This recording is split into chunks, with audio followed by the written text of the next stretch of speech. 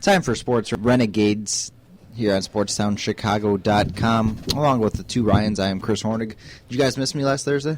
Yeah, we did. You missed some really good Cubs talk. I did, and even when I texted you last Thursday, I was pretty upset about it. Yeah, you were. Because I usually don't plan a lot for the show. But Right. last week, I jotted down, point after point. And then only to find out that I already had something planned that Thursday that I Right. just forgot about. Yeah, the whole second hour we did some good talk on the winter meetings, so it was pretty good. Yeah, it was more of, first hour again was all Bears and complaining. But now we got a lot more to talk about we the could Bears. we could probably do a 4-hour Bears show. Pretty much. Real And none of it would be good talk. No, real quick before we talk about the Bears, as much as all of us want to, did you hear about the Matt Kemp trade from the Dodgers to the Padres? I Did you hear did. how that- It how might that not go through because Kemp has arthritis in both hips. It's like, how old is he? He already has arthritis in both of his hips. That's not good. I wonder if he had that while he was with the Dodgers. He just never said anything. Well, the thing is, if this trade doesn't go through, then the Jimmy Rollins trade to the Dodgers doesn't go through either because one of the players they were getting from the Padres was supposed to go to the Phillies. Oh, wow, I didn't know that. So that'll be interesting, too. I think tomorrow they're having a final decision on it, possibly. So Yeah, we'll have to see. the only way this goes through is if the Dodgers are willing to eat more money, which they don't want to because they want to unload Kemp and his big salary. Mm-hmm. That's going to be interesting to see what happens with Matt Kemp because, he's a good ball player, and that's a really good move for San Diego. Except his value, trying to be competitive there in the NL West. Yeah, except his value kind of goes down moving into the San Diego Stadium, Petco Park. True. Well, I love how aggressive the San Diego Padres have been this offseason already. The new GM has done a fantastic job acquiring Will Myers in a 3-team, 12-player deal. Right. I'm not sure what Tampa Bay was thinking. I think Will Myers is going to be really good. I think he's going to be really good, if not next year, a couple years down the line. He was the Rookie of the Year, right? He was his rookie year, and except they got 7 players in return for him. They got Steven Souza Jr., who really right now all he's known for is making the catch on the final out of Jordan Zimmerman's no-hitter, which was an absolutely fantastic catch. Right. Yeah, that's right. And then they got 7 or 8 guys. They got a huge haul. I know Washington, they got Trey Turner from Toronto, except he's a player to be named later. He won't be going to their organization until next June because he was drafted by the Blue Jays with the 11th overall pick this past draft, and you're not eligible to be traded until after the next year's draft. Let's get to the Bears talk. Fire everyone. That's pretty much all you need to say, right? It's ridiculous. They should have all been fired at halftime against Green Bay. It was 42-0, and I read yesterday or a couple of days ago that the McCaskies are finally pissed. I'm just like, it took them 14 weeks to get pissed watching this team. Did they not watch the Green Bay game? The national embarrassment? I just think they tried to hold out as long as they could, but now they're starting to make moves finally. Although there's still 2 games left, I still don't understand why you're benching Jay Cutler. I understand it sends a statement, but you're never going to beat the Lions with Jimmy Clausen out there. Not that you would have gone and beaten them with Jay Cutler, but you certainly have a better chance. Yeah, I was going through Twitter, and someone said, it's okay to bench Cutler if you want to see what the rookie can do, except why Jimmy Clausen? And I'm just if you played David Fales, that's different. Okay, do you want to play a 6th-round draft pick that they have no David Fales? I get that's an ideal name for a Bears quarterback. Oh, it definitely is. Right, but keep in mind that if you have enough faith in Fales to keep him on your 53-man roster, not lose him going from the practice squad to the main roster, you have to at least give him a shot. Why not? Obviously, it's not ideal to start him against the Detroit Lions, but why not see what he can do? Maybe do start him against Minnesota, just so the few home fans that are going to go to the game this Sunday can at least see him score maybe once or twice with Jimmy Clausen. Right, and then, of course, if I'm a Jimmy Clausen, if he plays really well, everyone's going to be like, okay, well, that should be our new quarterback.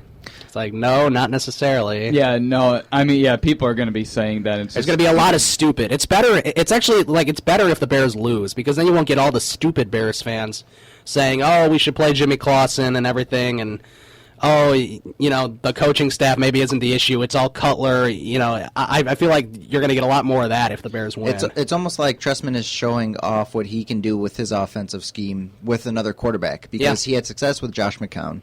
He hasn't had much success with Cutler, but if he's able to insert Jimmy Clausen and this offense can move the ball, then I think he's trying out for other jobs around the NFL, because I think he knows he's on his way out. If he can show that Clausen can work in this offense, then pretty much any quarterback can. That's true. I don't think he's going to be an NFL head coach anywhere anytime soon. I don't think he will ever coach again in the NFL. Yeah, I mean, he could be an assistant like he was with Oakland when they went to the Super Bowl, I think in 2002. Even a quarterback's coach. I mean, he is the quote-unquote quarterback whisperer. That I don't know what's been going on with Cutler. Well, the thing is, the job they brought him to do was that of a quarterback's coach, not an NFL head coach. Right, and that sort of falls on Phil Emery, too.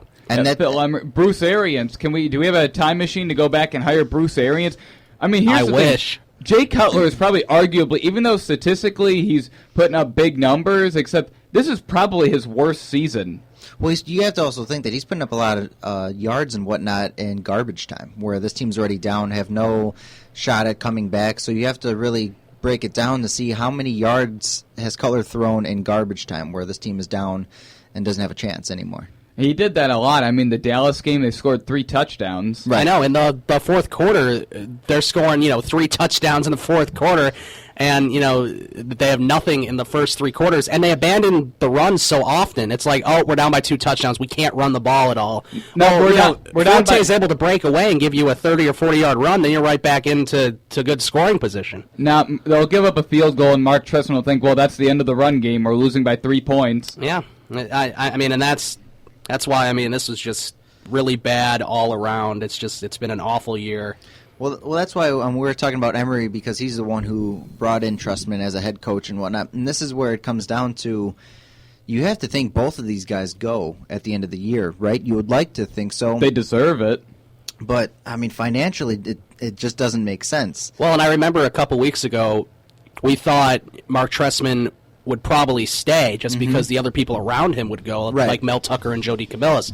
But now that you're looking at it, it seems like Mark Trestman already sort of knows he's gone. And with the handling of the quarterback situation, right, and Aaron Cromer situation. And, I mean, at this point, there's no way you can bring him back. Right, and I read that a lot of Bears players are annoyed and very confused at how Mark Trestman handles these type of situations. Like Kyle Long said he found out on Twitter that Jay Cutler was benched. Yeah, that's not good. Well, even in his press conference yesterday, he said that there's no, if Cutler's healthy, he's the starter. And then like an hour later, all of a sudden a source leaks and it's Clausen starting.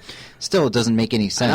I don't understand why the Bears are being so secretive. They're being so secretive with all these sources that are trying to leak things, and the Bears aren't coming out and saying things until after things have been leaked. Right.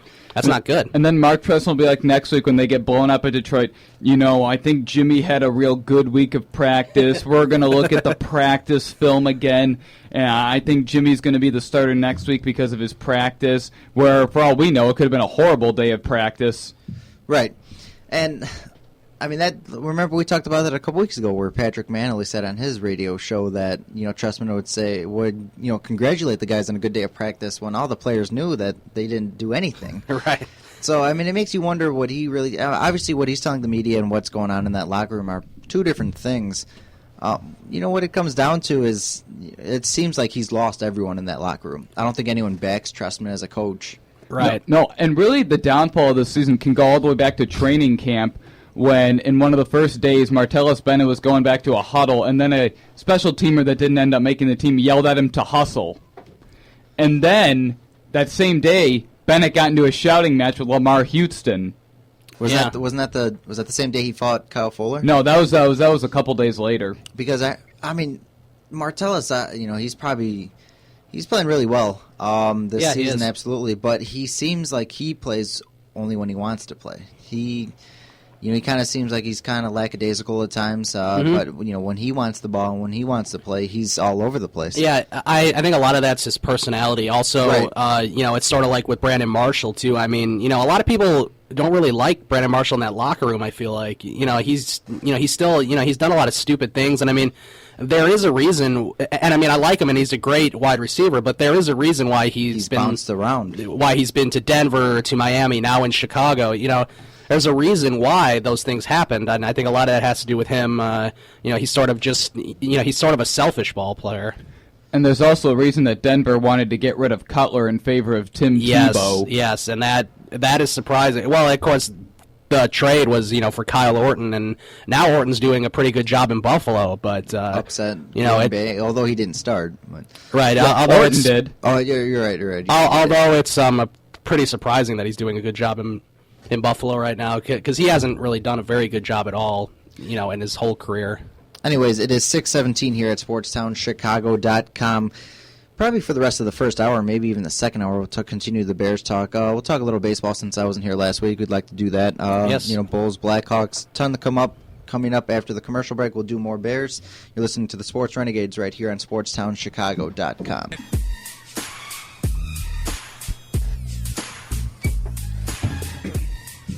Thank you, Ryan, for that update here on SportsTownChicago.com. You're listening to the Sports Renegades as we continue the Bears talk. So we're basically in the mindset that everyone just has to go, right? Just blow this whole team up. Yeah. Don't even call yourself the Bears. Move to L.A. Let's get rid of everyone. The Los Angeles Bears, right? I mean, might as well. I mean, they tried a team out there, and then they moved back to St. Louis. So fire everyone. Yeah, I mean, hashtag fire everyone. That's definitely a thing that's been trending. Financially, it just doesn't make sense because I think if you were, look, I'm all in for, I guess, keeping. I'm still on the halfway. I'm tinkering off and on. If you could get rid of him and get something in return, you're not going to. But if that situation could happen, then there's a team that's willing to take him, and you can get some good things back, some draft picks, some first round draft picks. No one's giving up a first round draft pick for a 31-year-old quarterback. Well, that's what I'm saying. It's it's almost impossible. But you would think maybe somebody who thinks they're on the verge of being close, all they need is a quarterback, somebody like the St. Louis Rams or something. They got Bradford. I know they have Bradford, but he's I mean even he gets hurt more than Cutler. It's just it's going to be interesting to see. But I think Jay Cutler is definitely going to stay. At this point, I mean I guess you could maybe argue the Texans. Because the Texans have a pretty good defense. True. You'd like to think Clowney would be healthy next year, and you have Watt. Well, they still have Ryan Mallett though. He'll be a free agent, except they're going to want to keep him because he's been Tom Brady's understudy for 4 years. That's a good point. What would you rather do? Try out Ryan Mallett for a year, or trade for the mega deal of Jay Cutler? If I'm the Texans, I would say Cutler because I think you have a pretty good quarterbacks coach there and a head coach in Bill O'Brien. He worked with Brady. He worked with Christian Hackenberg at Penn State. I think if there's a guy that can try to get to Cutler, it could be O'Brien. Well, and of course, we thought that guy would have been Mark Trestman too. Right. So I mean, it could be another bad mistake there. But I mean, the Bears have to do something because otherwise, if there's not a whole lot of things that are happening next year, I mean, it's going to be the same thing and possibly worse. It seems like Jay Cutler just sort of is out for himself right now, and that's that's not good. And he hasn't lived up to expectations, but also, where would you be without him? Right. I mean, that's the one thing people tend to forget. Like, where would you be without Cutler? The games they won were mostly because of Cutler's play, like the San Francisco game, 4 touchdown passes in the second half. The Atlanta game, 381 passing yards, no turnovers. And, I mean, really, you're probably going to fire your entire coaching staff, at least the offseason's a failure if they don't do that. That's what they should do, yeah. You bring in a new head coach, and then you've got 2 years of Cutler to see what he can do, see what Cutler can do in 2 years. Then you can cut him after those 2 years because the guaranteed money's gone. But is there a coach in the NFL How many turnovers does Cutler have? 26. You say 24. That 24? 18 interceptions, 6 fumbles lost, I think it is. Right? Something like that, like yeah. that. So you say that he has a lot to do with the wins. Doesn't he have a lot to do with the losses then, turning the ball over so many times? Yeah, well, against Green Bay, would you blame that loss on him? No, absolutely not. But at the same time, him turning the ball over, I mean, let's say against the Saints, 3 interceptions. How many other games